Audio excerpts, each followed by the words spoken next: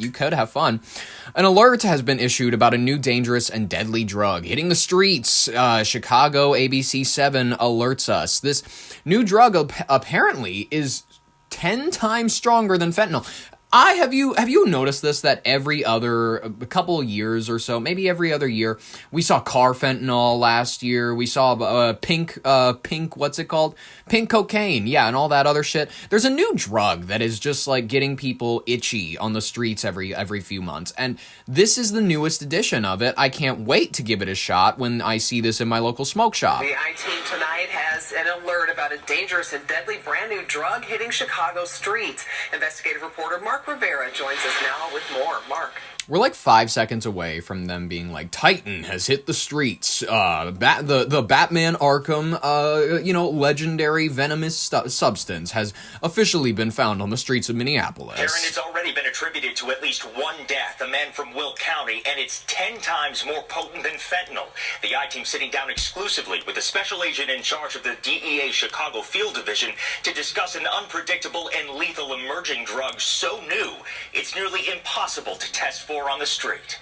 We should just call it Fent times 10. It's a vicious new animal added to a deadly carousel of drugs cycling in and out of the Chicago area. Just a month ago, the I-Team told you about carfentanil, a deadly opioid more potent than fentanyl. Now, the first death attributed to a mixture including a new synthetic opioid, cychlorphine, was reported in Chicago. How concerning is it to have a novel synthetic opioid going into the drugs in the Chicago area?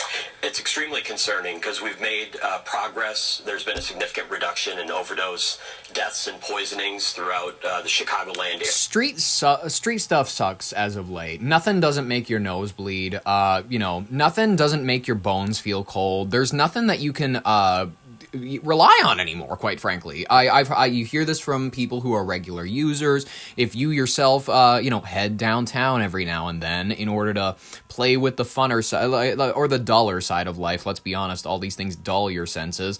You know this. You know that the cocaine hasn't felt right in a while. The coke, it gets your bones feeling cold. Your teeth, they rattle a little bit. Your nose has that one distinct sort of like, oh my god, I didn't know my nose went this deep, but I can feel it like a bunch of cave divers went through and cleared all the mucus out. It's like, but it has the distinct odor of Bounty, of like a tissue paper. It has like baby powder in it half the time, and you go, I don't think I can make mucus anymore. And then you start to get worried, and then you go to the doctor, and then, or you sit in your apartment all night itching yourself and, watching something to calm down. That's most people's nights, by the way. Have you realized that that's most people's nights these days? There's not a lot that's making people happy. Not many people are having kids. Not many people are having family. Not many people are in a relationship. They don't have a lot going on, so what they do is they get high, drunk, and they sit in their apartment or house and, stare out the peephole, and that's what a lot of people do. Area, and it's concerning that we're seeing this new substance entering the illicit drug supply. Cychlorphine is 10 times more potent than fentanyl, an already deadly drug, making any encounter with it potentially catastrophic. Cychlorphine. I like it. That's a cool new name. Everything has just been fentanyl, or pink cocaine. It's so, it's not scientific. I haven't, back when you used to hear a lot more about methamphetamines, that just sounded cool to say. Now we got cychlorphine. Real danger is they could be a routine drug user, and all of a sudden this more potent synthetic opioid is introduced to their system.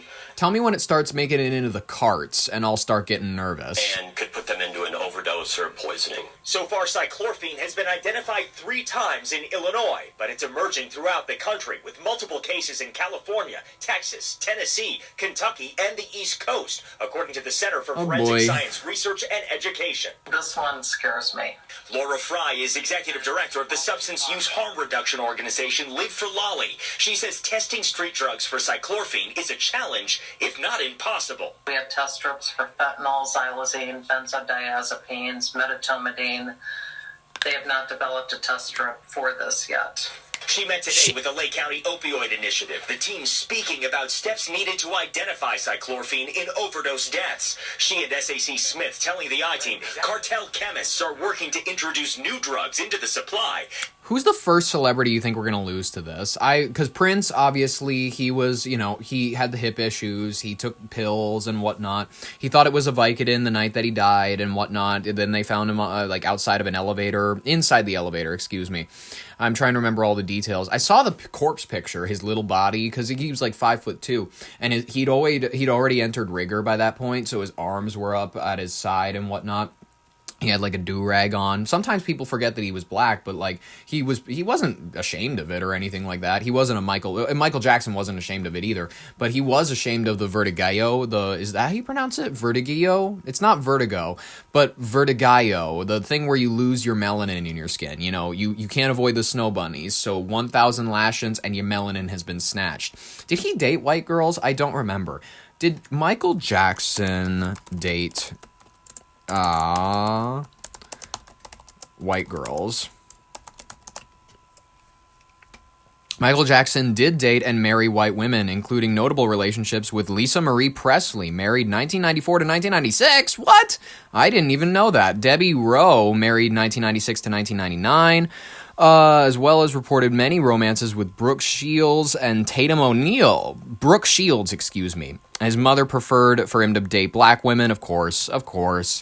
Reports suggest that he chose partners that he felt would assist his global fame. Interesting. I didn't know that about him. But who's the first celebrity? Who do you think we're going to lose to this jelly roll? Who knows? He's not having a good time as of late because everybody hates him because the one thing that made him appealing was that he was a fat guy, and fat guys are funny, and some people who lose the weight, they don't have personality to make up for it, and he didn't have personality. He was like, I'm a druggie, and I testify in front of Senate, and I had friends that died. You gotta have exchange programs for needles. You gotta help the druggies addiction is a disease. Actually, it sounds like a bunch of bad choices where you make the lives around yourself and the people around you worse. And he's like, no, actually, we should have sympathy for addicts because, they struggle and shit.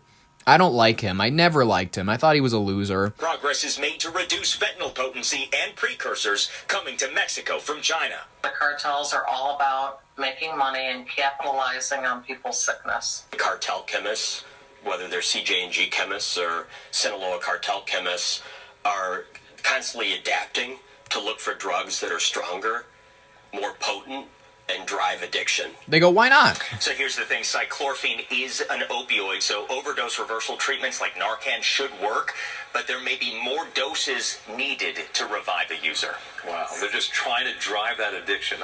They're just trying to drive that addiction. Yes, they are.